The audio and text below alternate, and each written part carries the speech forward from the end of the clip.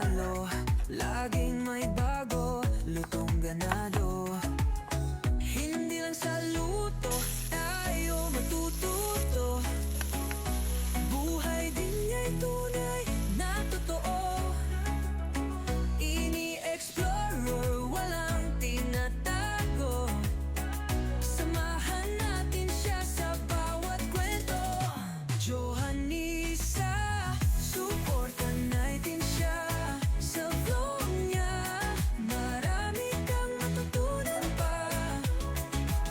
Sa sarap ng luto, walang kapantay. Totoong buhay, kanyang binubuksan. Resipe niya'y hindi lang basta. Puso at sipag ang